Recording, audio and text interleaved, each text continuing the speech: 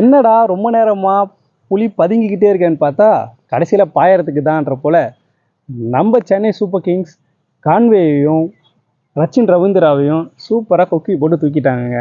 அதை விட ஒரு பெஸ்ட் என்னன்னா நம்ம தலை ஆர் அஸ்வின் 10 வருஷத்துக்கு அப்புறம் சென்னை டீமுக்கு வந்திருக்காரு. அவரே சொல்லியிருக்காருங்க, நான் சென்னை டீமில் விளையாடுனதுனால தான் இன்னைக்கு நான் இன்டர்நேஷனலில் ஒரு பெஸ்ட் பிளேயராக இருக்குன்னு சொல்லியிருக்காரு.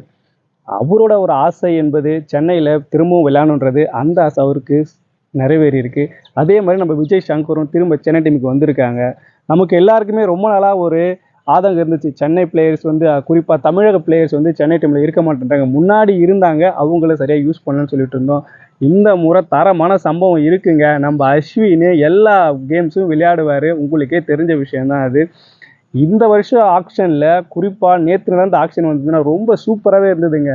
சென்னை பழைய மாதிரியே கொக்கி போட்டு குறிப்பிட்ட பிளேயர்களை சூப்பராக தூக்கியிருக்காங்க. இந்த தடவை கப்பு நமக்கு தாங்க.